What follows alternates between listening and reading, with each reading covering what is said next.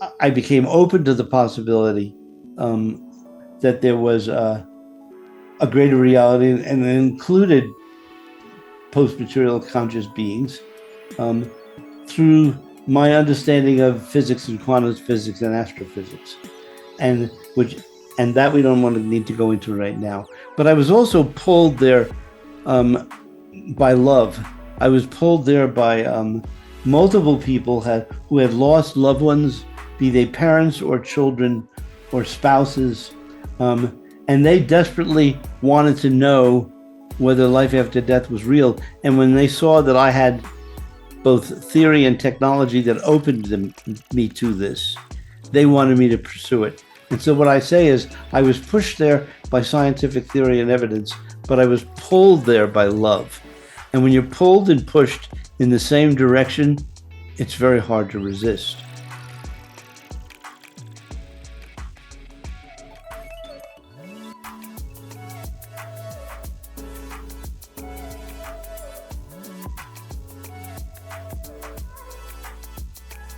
Welcome to Connecting with Coincidence. I am your host, Bernard Beitman, MD, Bernie. And, I like doing this, tell coincidence stories. And sometimes coincidence stories are jokes. I mean, sometimes they're funny just in themselves, but sometimes a joke can turn on a coincidence that you might not expect. So I was in Whole Foods last week, and I was checking out with the cashier. I was paying my stuff, and she said, "Did you, as they often do, did you find everything you need?" And I said, "No." And she looked up at me questioning, and I said, "I forgot what I came for." And she said, "I hate when that happens." So the coincidence was not that I was able to come up with something that she could then mirror back. So we were like tuned into each other for a minute, and that kind of mirroring is a not uncommon thing with coincidences, as it was with this one.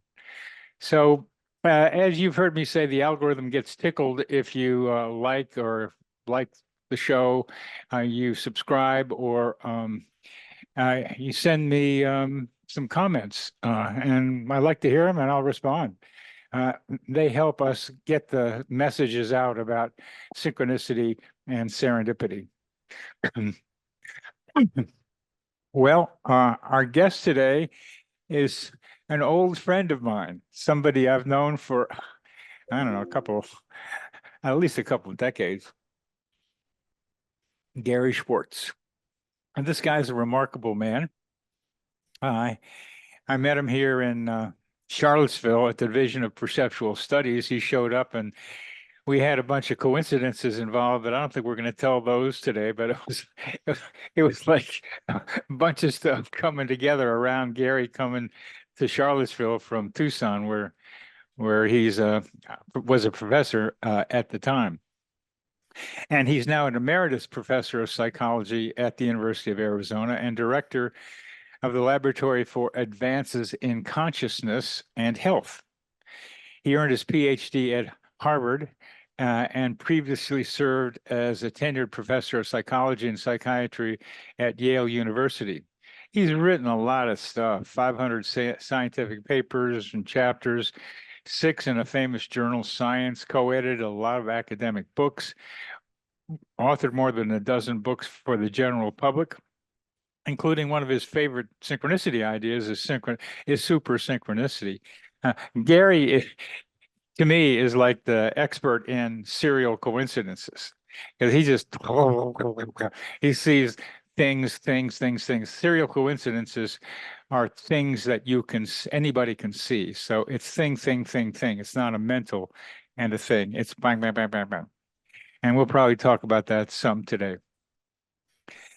He co-founded the Academy for the Advancement of Post-Material Sciences and served as its first president. He's seeing the future where we get out of thinking about just the material part of our life and get into a more consciousness, and we find out what consciousness means. So Gary, thank you very much for joining me today, and it's great to see you. It's wonderful to see you. So being as we both know a lot of coincidences, why don't you start off with one of the zillion ones that you have in mind for today? Well, as it would be, and with you, this has happened a lot. We can't meet each other without having a synchronicity. And when you said to me, when we just connected, you mentioned a phrase that I didn't know the meaning of. And I think it was Baruch Hashem. Is that correct? That's correct. Okay. And I expect a lot of your listeners don't know what that means. And I asked you because I did not know what that meant, although one of the words sounded familiar. So, and what was the meaning of that? Thank God. Thank God. And you also explained to me that in the Orthodox Jewish religion, you don't say the name of God, God. So Baruch Hashem means what? Baruch Hashem means blessed is the name. Right. And that's what led me to feel that I should share this particular very striking single coincidence that was attached to a flurry of previous ones to honor that particular moment, because you said that you had never shared that phrase with someone in a Zoom call before. So we're honoring the moment. My experience has been, by the way, if a meaningful coincidence occurs, and if I then honor that moment and potentially share it with the person with whom the interaction occurred, it's typically meaningful for them in some way, as well as for me. And by honoring and showing gratitude to the universe for the event, it's as if the universe is saying it's not wasting its intentions in helping coordinate and give information. So here's a quick story. My journey to synchronicity began not by education. I was not educated at all in Jung. What I knew about Carl Jung was what an undergraduate learned in an introductory psychology textbook, which is a few paragraphs. It was not part of my training in clinical psychology at Harvard because they were mostly psychodynamic or the beginning of behavioral. And so consequently, I was not familiar with Jung when I moved to Yale and became a tenured professor of psychology and psychiatry. But I noticed an anomaly in my life where there were too many, quote, 11s in my life. And these were events that anyone could see if they wished to count them, because they were literally physically there. Like my office happened to be 1A in Sterling, Strathcona, Sheffield Hall. And 1A, A is the first letter of the alphabet, which is 11. And the psychology building was on a street called, now I can't remember right now, it may have been Kirkland Lane or something like that. But when it was spelled with 11 letters. Literally, I had to take Route 1A, which was 11, to get to my house. The exit was 56 off the turnpike, which added up to 11. Anyway, there were a whole host of these 11s. And because I'm mathematically inclined, if something was going to get my attention about a phenomena that could connect patterns over long periods even of time and space, doing it mathematically would do so. And it was disturbing to me because I knew the probability of all this occurring was very small. And I knew that I could determine very quickly what the probability was of some other person having all those numbers in their life, because you would just calculate them. So you just ask people to look for a given number in the different ways that we've defined. So anyway, I began to question and was led to, through that whole process, learning about something I had never heard about, which was called Kabbalah. And in the Kabbalah, which is sort of what would you call it? Would it be before Orthodox Judaism? I mean, it's a mystical side of Judaism. What would you say? A mystical side of Judaism. Okay.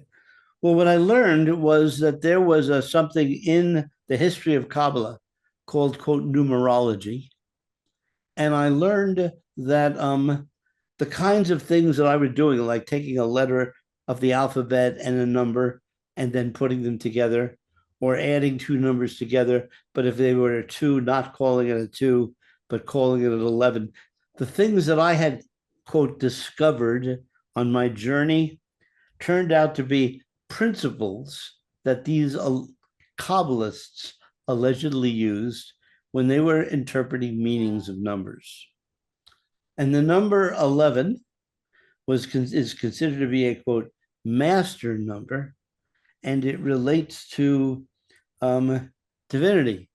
It relates to God.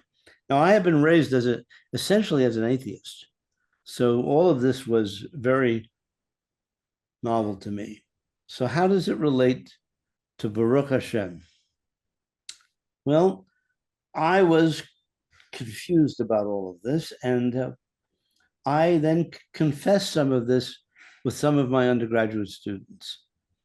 And one student said to me, she said, she said, Gary, she said, it might help you if you knew something about the history of religion, because I didn't.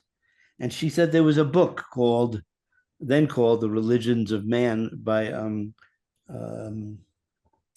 what was his name? It probably comes in. When you reach 80, names are not as easy to recall as they used to be. On the tip of my tongue. Anyway, he was a very distinguished professor of religion and had been at the University of Syracuse. He had been at Berkeley. He had been at MIT. And I read his book.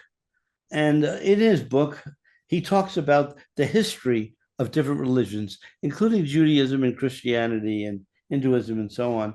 And instead of just talking about the dogma, he was talking about the history of the times and the kinds of people that became central to helping people in these eras understand, make sense of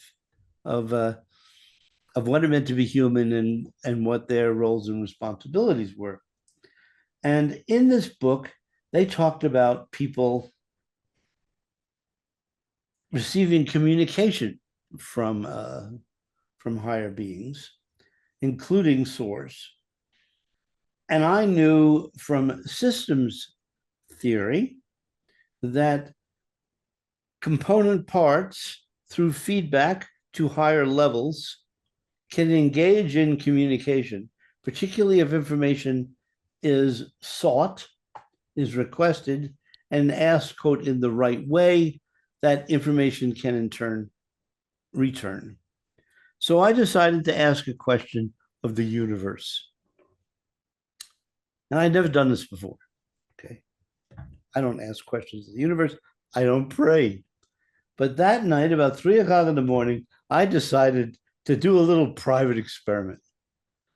And I said, universe, I said, my name is Gary Schwartz, and I'm a professor at Yale, but you probably know that. And that I've been struggling trying to make sense of apparent order that can be sometimes expressed in the world that we can see, that requires explanation of seemingly higher levels than just human to human interaction, and that it might involve levels all the way to Source itself. I said, however, I have a problem. I hate the word God. Now, by the way, I almost never use the word hate. But I said, I hate the word God. Why? Because I was raised as a Reformed Jew, ultra-Reformed Jew, that God was a white man with a beard with a cane who went around spreading bugs on people, like the plagues in Egypt. There was no I wasn't taught any spiritual basis for anything or any higher level of meaning. It was just, quote, a story. And I said, those stories, I, I said, interfere with my thinking of a universal mind or a grand consciousness or an infinite consciousness or any word you want to use for source. And I said, it really distracts me. I said, I'm like Pavlov, classically conditioned. I hear the word God, and immediately that's what I see. And then I surprised myself. And I said, could you give me another name for God? That's what my question was. And what I immediately heard, was the name Sam. Now, when I heard the name Sam, I started laughing. I said, Sam, I said, either I have a very creative unconscious or this is a Woody Allen movie. And then what I did, this was again in the mid 1980s, I got out of bed, I went into my study, and I pulled out my fat, old, second edition, unabridged Webster's Dictionary and decided to look up the etiology of the word Sam. And don't say anything yet if you know this. Turned out Sam is short for Samuel. And then when I looked at the root of the word Samuel, I learned that in Hebrew, the root of the word Samuel was Shemuel. And the word Shemuel means the name for God. Now, at that point, that coincidence, my jaw dropped to the floor. And I always describe myself as a boring scientist. Being a scientist, I had to think through, well, what are the possible explanations that this coincidence could have been? So I said, well, maybe I read it in the book. I just read a book about God, and I felt moved to do this. So I looked up, and it had a really good index. And sure enough, in the index, there was a little piece about Samuel in the Bible. So I went and looked it up. I didn't remember what it said. And it talked about Samuel very briefly, like a paragraph or two. But it didn't say anything about the Hebrew meaning of the root of the word. So I said, no, I probably not where I learned it. So I said, well, maybe this is common knowledge. Maybe other people know this. And I had learned about it, but I didn't know. Well, how could I figure that out? Well, I could do the research. So what I did was I went around Yale and I asked students and faculty. I would go up to, hey, by the way, could you ask me a quick question? Answer a quick question. I know it's a little odd. I said, but do you know what the root of the word Samuel is? There was only one person of the 50 plus people that I asked. It turned out he was a graduate student in developmental psychology. He wore a yarmulke at Yale. His father was a famous rabbi in Toronto, and he knew that it meant Shemuel. So I said, okay. I said, maybe if you just ask people creatively for another name of God, people are going to say Sam. So I did. So I did the free association research. I walked around spontaneously and I said, hey, let me ask you a strange question, but if I ask you for another name for God, what pops into your head? Do you think anybody said Sam? I said, okay, maybe this was something that was meaningful to me. I had a cousin named Sam, or I had a favorite character named Sam. I didn't even think about Uncle Sam, no. I said, okay, maybe it was a favorite song of mine, because I've been a professional a musician. I had played lots of songs. So I went through a catalog of songs. And there was only one song that I knew that featured the name Sam. And it had to be a song called I'm Henry VIII, I Am. And it happened to be, I'm Henry VIII, I am, Henry VIII, I am, I am. I got married to the widow next door. She's been married 7 times before. And everyone was a Henry. She wouldn't have a Willie or a Sam. I'm an 8th old man. I'm Henry VIII. That was the only name Sam. So I said, okay. I said, well, maybe this was some paranormal thing. Like maybe I got it from the Akashic record, or I read somebody's mind. But I said there was one other hypothesis. and that is be careful what you ask for. Because what had I done? I had done in a state of genuine wishing, reverence, deeply wanting and to receive information from the bottom of my heart, and I would now say soul. I asked the universe a question, and I received an answer that I could verify. As a scientist, I could verify it. And that scared the holy S out of me. And I was not going to touch that with a 110-foot pole. And I didn't tell anybody about this. I didn't ask another question of the universe for over 10 years until I came to the University of Arizona, where it was a more open environment and I could start exploring these things. And that was a defining moment in my personal life. The idea that coincidence could happen and that these coincidences could even be nudges or winks, as you know, the God winks, or because a lot of other people have posited that there can be many levels for which synchronicity can occur. But when we get into things like serial synchronicities, the amount of coordination is so complex and so demanding to orchestrate all of this that you're forced to start thinking about consciousness in much higher and deeper levels. And so you reminded me of that through your having never before said Baruch Shem. Is that what it was? Hashem, the Ha is Hashem. the Ha is the. So the Hashem. Yeah, thank Ha you. is the. Baruch. So Shem, if you drop the H, you get SM, and you got Sam. So anyway, that was a very meaningful synchronicity to me. And it did lead to what now that I'm officially, quote, retired from the faculty of the university, but not retired from life and work and so on.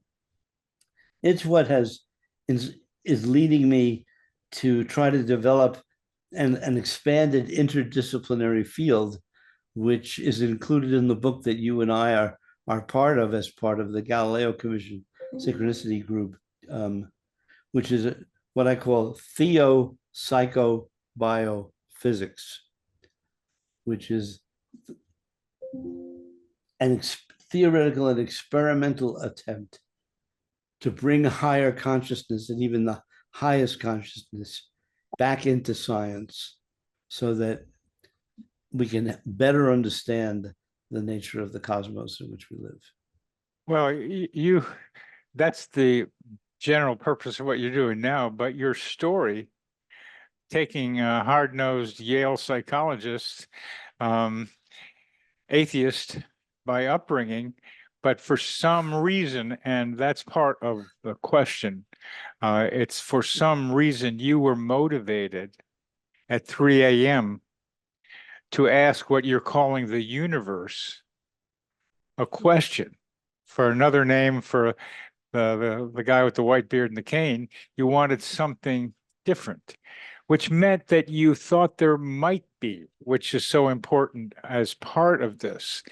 And so you got the name Sam, which, as I said, if you can take the vowels out of Hebrew names, because vowels came into Hebrew in the 1800s. You knew the name by just the consonants.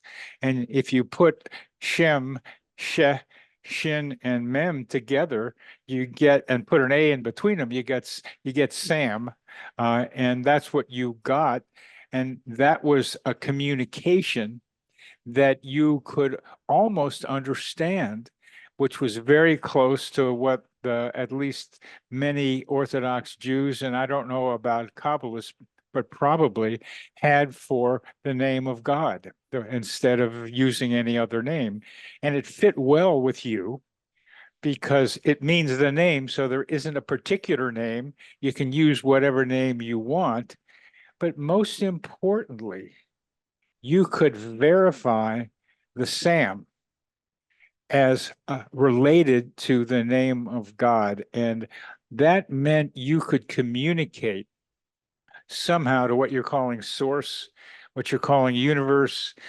We have all kinds of names for what you were communicating with, and I think we need better names, but that's another subject, because consciousness has two meanings. He regained consciousness, and it means greater consciousness.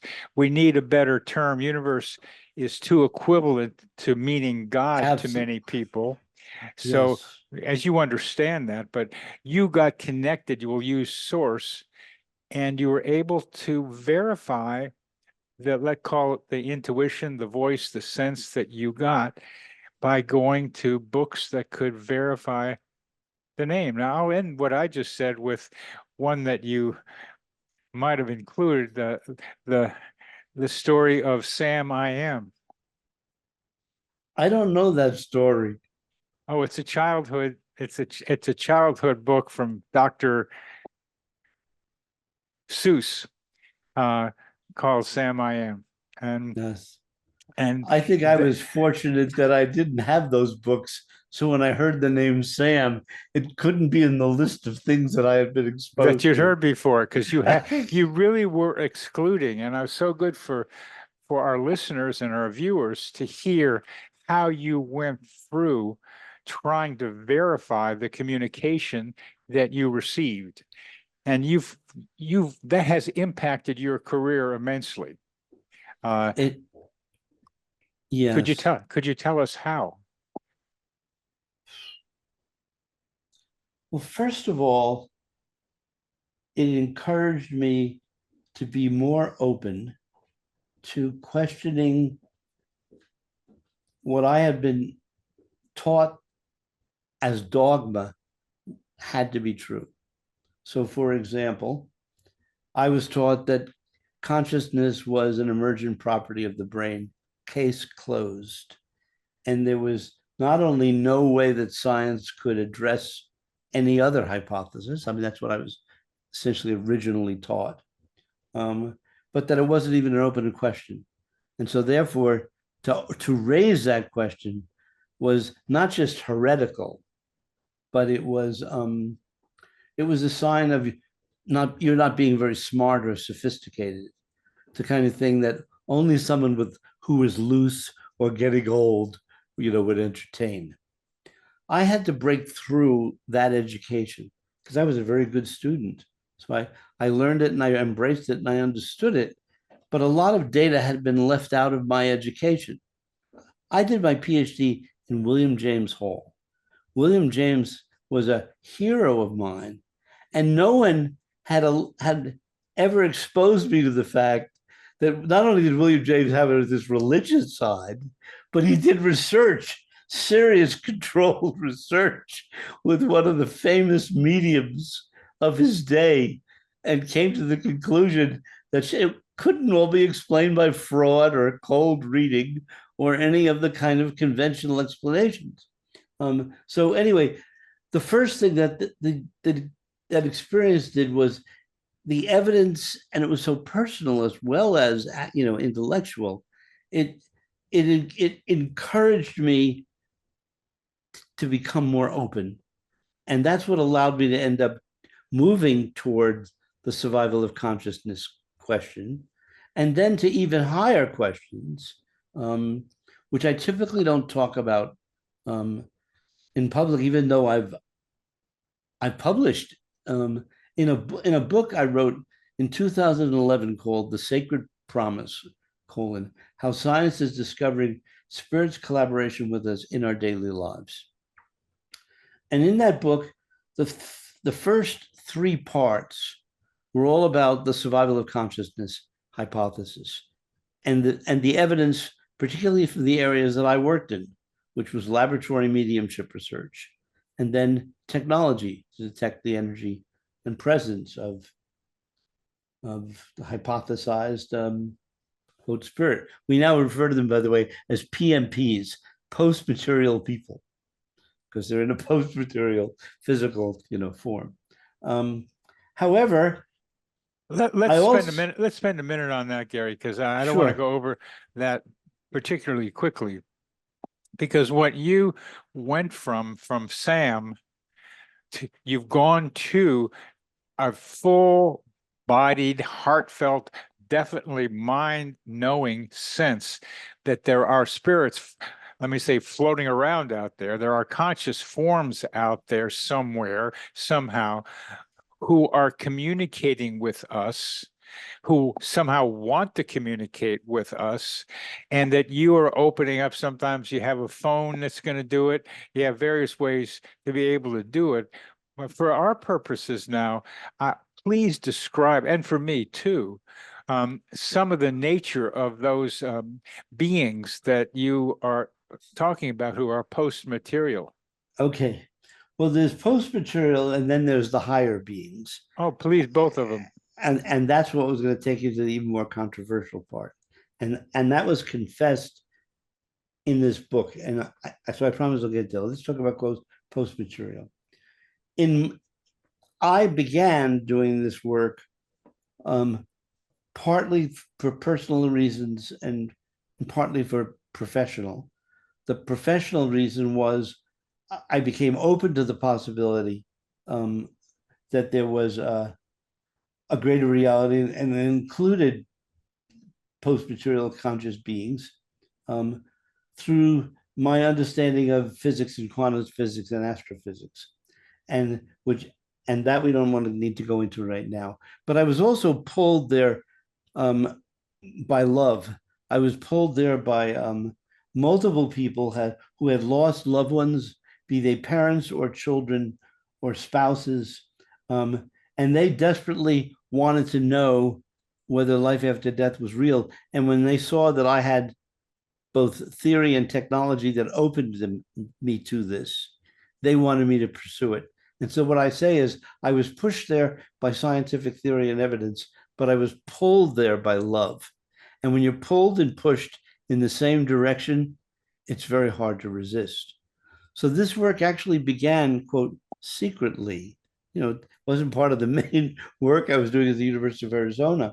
But it ended up becoming where the kinds of people from the other side, we'll call it, or from the higher dimensions that were coming through, the first and foremost reason was clearly love. It was children deceased children wanted to be with their parents who were living, or it was deceased parents wanting to communicate, with their children. Those were probably the strongest. Then there were secondarily dear friends or spouse relationships where there was a real desire to retain connection, and it was for relationship purposes. Secondarily, there were reasons often because there was, like, quote, unfinished business. So a person might have physically died, but regretted certain things that they did with a child, for example, or with a spouse, and they were seeking forgiveness. And so you see a lot of these kinds of accounts in mediumship. And then the third, which has been for me the most inspiring, is that there are beings who, as I put it, the general rule, as I put it, is that people who are bigger than life in this life are bigger than life in the next. So if you have someone whose passions and loves and carings are not just for their immediate family, which of course is beautiful, but they have broader issues that they care about. They care about nature. They care about the planet as a whole. They care about humanity. They care about higher education. People who have deep passions, they don't just lose their passions because they've shed their body. And so consequently, if they have an opportunity to continue to contribute, they want to be of service. And some of it's just they want to continue the work that they were doing, and so on. And I talk about this in the Sacred Promise book, and I've certainly shared this now on some recent YouTubes, including for the Galileo Commission. I mean, we work with a team of people that we call the A team. They're the A team and we're the B team. And these are very gifted individuals, most of whom come from either the sciences or entertainment, including writers who come to us in the oddest and often most synchronistic fashion. And they have become committed collaborators through dedicated research mediums. And they not only guide us in terms of, for example, developing technology, but they serve as, we call them test pilots. These are people who they make a sacred promise to us that if we're willing to continue to try to develop a practical technology to, as my wife Rhonda says, give spirit a voice, to give them a voice so they can be heard more accurately and more believably through contemporary technology, that if they that if we're going to show up at the lab, they're going to show up at the lab, and that this promise is it's a sacred one. We take it as a gift, gratitude to have the opportunity and privilege to do this work and be of service. Often, if I start sharing names of people, people's eyes roll because they have a hard time believing that an Albert Einstein or a Nikola Tesla or a David Bohm or a Robert Oppenheimer or a Niels Bohr or Carl Sagan or any of these people, that they would actually care enough that not only are they here, but given the opportunity, they'd like to be of assistance if we wish as a species in the physical to allow them to help advise us and give us guidance. I think Jung may be helping me do what I'm doing. I would not be surprised. Seriously, Bernie, I would not be surprised. And and I put this in quotes, okay? The scary part for me is if you ever wanted to know that scientifically, I would know how to do the blinded experiments that would enable you to get a more definitive answer, not just an intuitive answer. Because that's what we do. I'm a very boring scientist. I need laboratory controlled evidence to confirm subjective experiences. You were blessed with the freedom, partly because you were more in the clinical world as your primary function, that you can allow yourself to trust with caution your own intuitions and so on, and quote, go with the flow, not in a but in an educated, careful, thoughtful, caring manner. But You need data. yeah, I'm a boring data guy. Well, you're also touched by the spirit. So I think that yes, and the most amazing part was going to share with you is that the methods that we've developed for validating the presence and identity of post-material beings, we can do the same thing using human technology, human mind technology, mediums, gifted mediums, and intuitives, plus technology to detect the presence of, quote, angels. And the angel research is more of, quote, historically been the bridge between mortal minds, human minds, and the divine mind, the source mind, and so on. And what I've discovered is that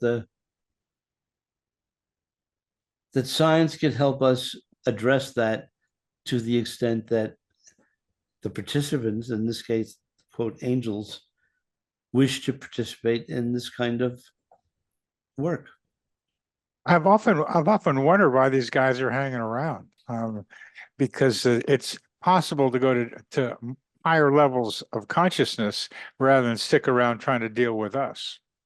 Yes, it requires tremendous patience on their part, devotion. I remember when I began accepting not just the possibility, but the the the strong probability based on the voluminous evidence that they were, I realized that was my greatest source of inspiration and hope for humanity, is that there were people who, when they left the planet, when they died, they didn't just say, "Oh boy, I'm glad to get out of this physical form." I'll let them figure it out. That there are people who care, want to be with their children, but they also care. They love the planet. For them, they've experienced this as a home, and that level of commitment to service is inspiring. It's hopeful for.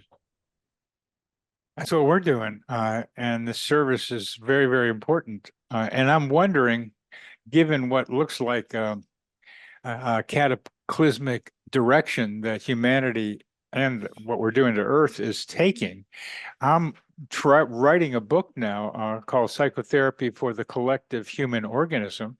Oh, wow. It's an attempt to recognize that we are a collective organism, human beings on this planet, and that we have the ability to self-observe as individuals do.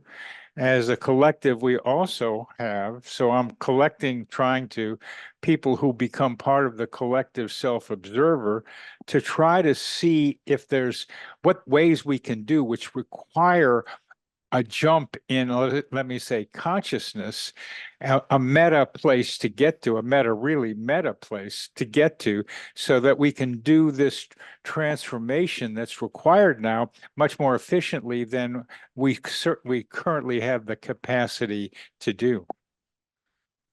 That, I predict, is going to be your most important book to date. Agreed. And that's inspiring for me to hear personally. I don't know if you've shared it with this audience before, but if you've not, I'm really glad you shared it in this interview, because that's beautiful. I would love to read a draft of that book when you're ready. Okay. I'm halfway through the first part, which is kind of defining the problem. And now I'm looking at the new human. And it's not necessarily a cyborg, although we need to have technology, as you are doing, to help us understand how reality works. We create these technologies, but get some idea of what I'm talking about. I'm curious to see what you think, is that what we have to do is recognize, each of us, our capacity for telepathy, that we can communicate telepathically, that we have biofields around us, that we can feel each other's way of being, and that we need to be able to reduce the volume of words that we keep throwing at each other and make our communication more efficient by using biofields and telepathy. You're truly a visionary. I've never heard it stated so clearly or elegantly before. Thank you. And I completely agree with it. In fact, one of the things that I've been learning about my own consciousness as I become ever more open to not just the reality of all this, but the implications of all of this, because it's so far removed from my, education, and I think most people's education. So we all have to sort of become open to learning more. Is that the notion of metaconsciousness, meaning consciousness of consciousness and consciousness of higher consciousnesses, that's the world that I live in. I mean, I tend to, I think about me personally having a consciousness, Yeah. which is aware of my consciousness and Yes. the world around it. Yes. And that I'm looking at the world from these different levels. Yes. And so that's why, for me, and I've been doing this for years and years as a systems thinker. So it's effortless for me to jump from me, I call little Gary, in my immediate consciousness, to being outside the earth and looking at the earth in terms of a collective consciousness growing, and then going beyond that. And it's, quote, a skill, but it's a skill that anybody can develop if they're made, like anything, to various degrees. But it's something that it's what we mean by self-reflection, self-awareness is itself a, quote, example. I call it the first level of metaconsciousness, is to be aware of your own thinking, to be able to separate your higher self from your physical pain, for example. Not that you don't know that it's not your pain and all that stuff, but you don't define yourself, your essence, your consciousness by, for example, the pain that you have. And that some forms of therapy facilitate that, but they can be much more, quote, targeted to, and that's inherently healthy, not just for the individual, but for the collective mind, including the collective pathology. And you see that really clearly, and you're going to be able to also express it, I think.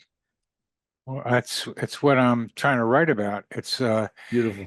And I'm gonna parallel what you just said about being aware of your own consciousness, and then aware of the earth consciousness, then aware of the consciousness that's much greater.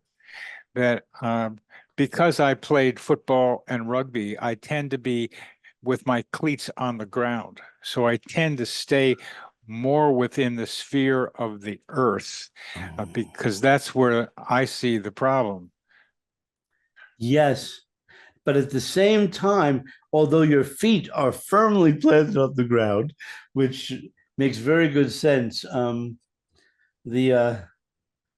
nonetheless, your mind allows you to rise above that realm, and you recognize the importance of being able to, quote, be on the ground, but also you're not stuck on the ground in your mind, okay?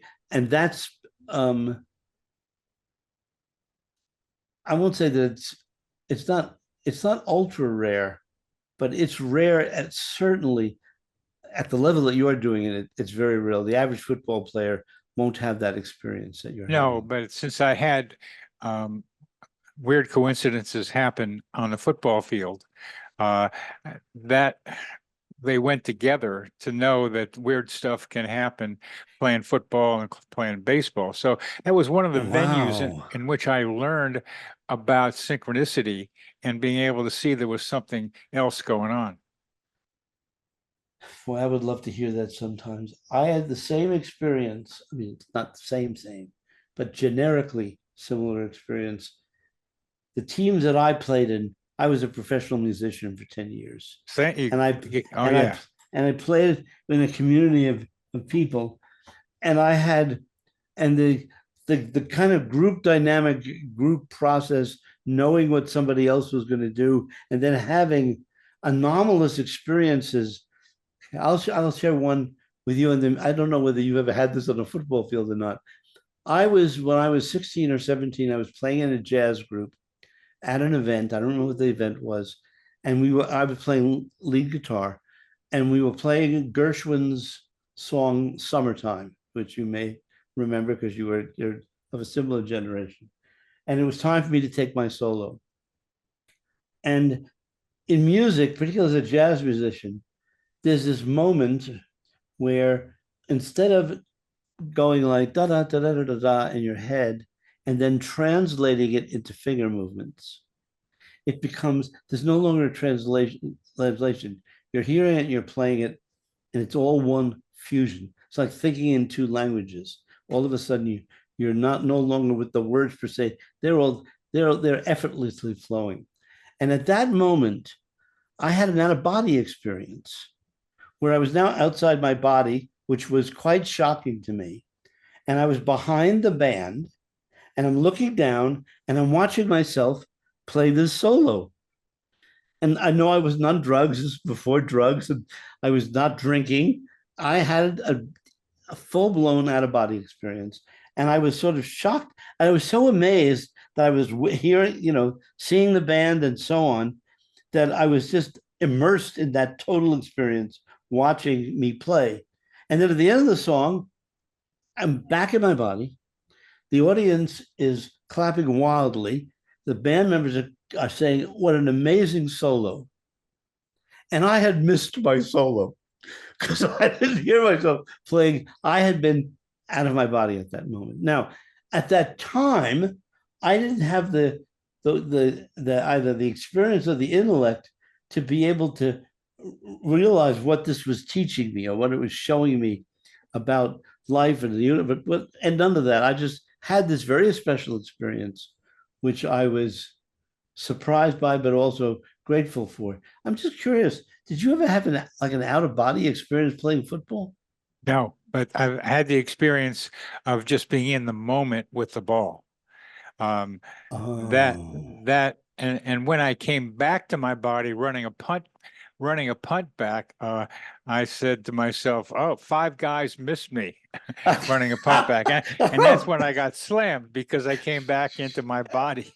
Oh, okay. Similar enough. That's very interesting.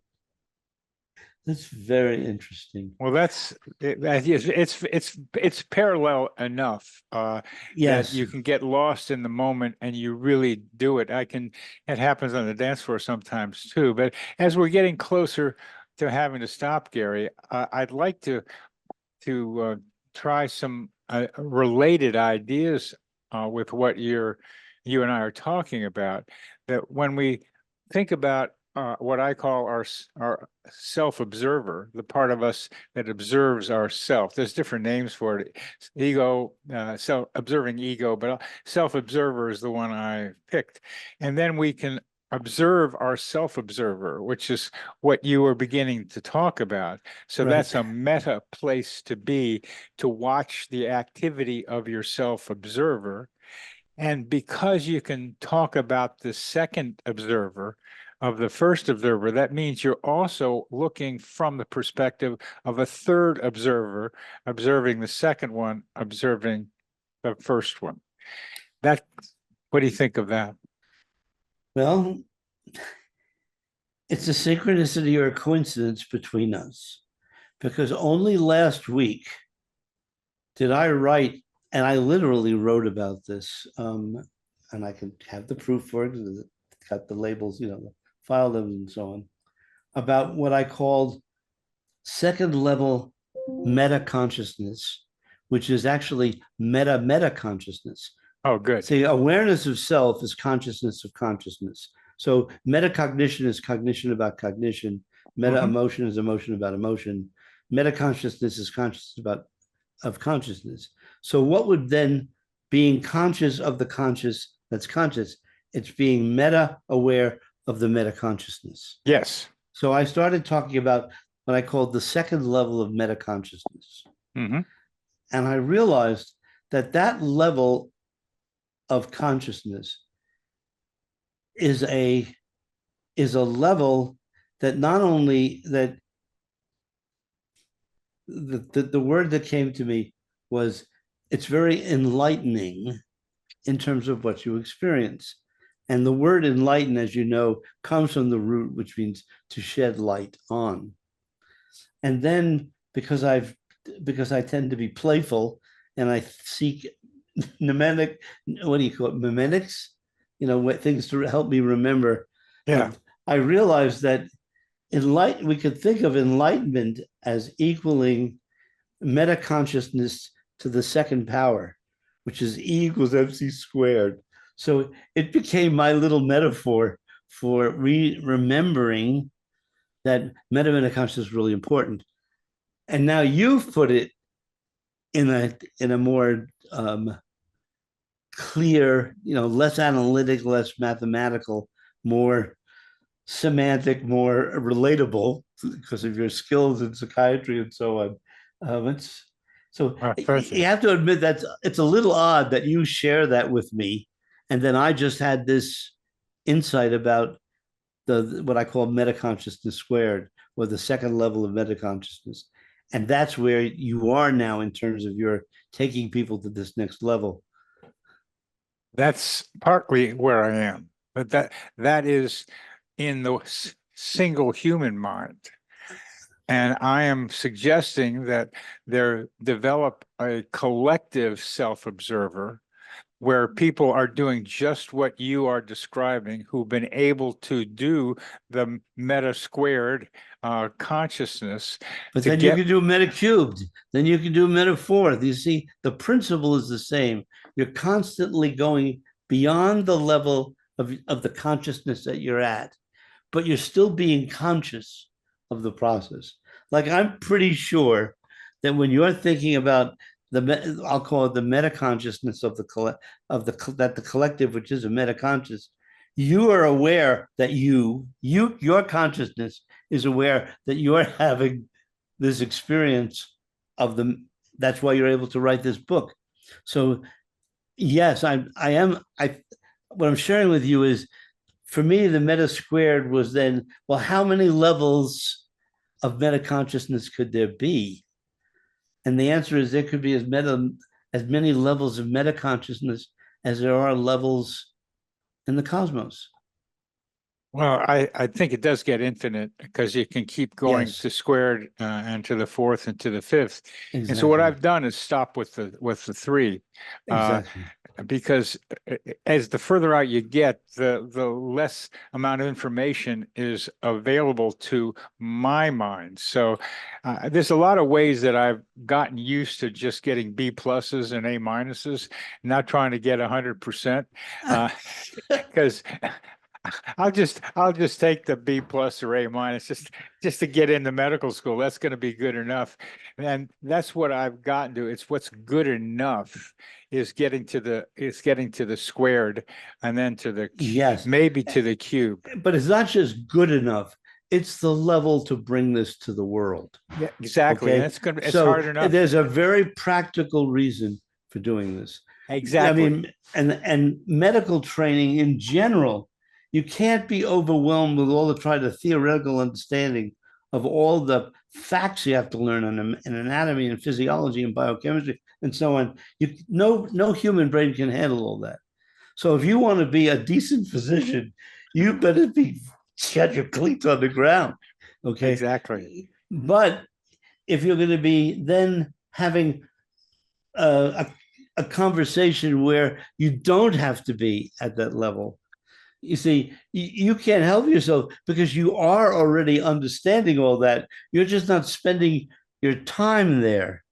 I spend a little bit more of my time there because I don't have the responsibilities of being in so much. When I was at Yale, I was the I served as the director of the Yale Psychophysiology Center. I was co-director of the Yale Behavioral Medicine Clinic, and so I had to split my time between various things. And I spent 1 day a week doing clinical work. That was that was the greatest amount of actual time that I had working one to one with clinicians and with patients was 1 day a week. Okay. Um, and I loved having the privilege to be able to do that, but I was in part forced by the roles that I played to not do that. Now I know that you in part lived your life as the head of a psychiatry department. Talk about being distracted. But you have to keep your cleats on the ground if you're going to be in that role. So I kept doing psychotherapy at least 3.5 days a week. So I kept seeing really, patients. Yeah, so there are not too many psychiatric chairs who were doing that. no, that's what I'm saying. Wow. And also, you were doing 50% more clinical work when you were chairman of the Department of Psychiatry than I ever have the opportunity to do when I was in clinical psychology. Well, you So, understand very well. You said it so clearly, Gary, that the difference between the minds speculating and wondering and mathematically and cube and squared. I loved algebra. I got the calculus 4 somehow, and that was my limit. I mean, I like that stuff. I love probability. I took a probability theory uh, seminar when I was in college. So I like looking at how probability operates, particularly with meaningful coincidences, because what they tend to miss, the statisticians, is the time between the two incidents. The closer it is, the lower the probability. They don't keep that in mind, and they don't include the subjective element, which also reduces the probability. But aside from that, when we're going to have to stop in just a bit, the most important thing for me that I'm learning talking with you is the consciousness squared idea. And maybe the consciousness cube, because that's an important thing to look off at a distance about and know that it's there and come back to the squared one, because to be conscious of being conscious of being conscious, or having an observer of your self-observer, and then have an idea that I could be observer of your second self-observer. That's about as far as I want to go, for the reasons that you are so clearly identifying. I'm a clinician, and I have to take what's pragmatic, and you have nailed what I'm doing. You've clarified what I'm doing intuitively very, very much. Now, it's a question of using those spirits, the help from them, to be able to create a collective self-observer by organizing the cells of the collective human organism, so that we can become coordinated through self-awareness of the patterns we have to together make some change in. I am really glad that you recorded this and shared this in this propitious Hashem interview, the conversation, because your question and your goal is going to be something that's going to be added to the list of questions, and I'm going to propose goals for the positive consequences of maybe eventually having a practical technology that can further facilitate and provide the evidence that people need to believe. There is, as you know, no substitute for direct experience, and no piece of technology can replace that. Okay, but if you don't have the direct experience, and I do this when I'm playful, when I have the opportunity, I can go and touch your nose right now. Now, I would never do that in public, and you wouldn't know what I was doing if I was doing that. You might be thinking I was pointing at you, but if this is a sort of an affectionate way that I can interact with the screen, because I know that this is live by all the things that have happened, and I also know that it's a fantastic gift to be able to connect with people this way. This way, Yeah. but it is not a substitute for the direct experience. That's right. Okay. And it's absolutely right. So I'm going to leave us with one more thing to tell you, that I have made contact with somebody who knows AI very well, who wants to help me look for patterns in coincidence stories, as I mentioned before we got on. And what we are attempting to show statistically is how coincidences, synchronicities, serendipities illustrate the web of our collective consciousness. Oh, wow.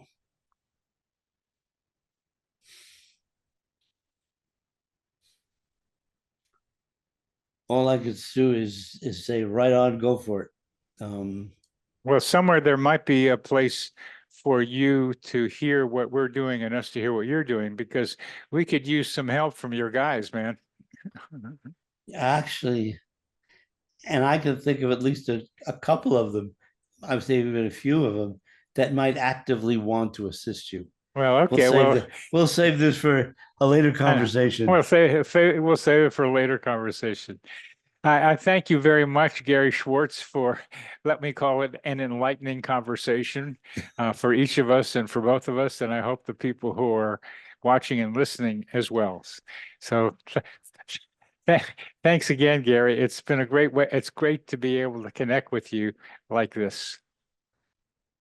Ditto. Thank you. A privilege. This psychosphere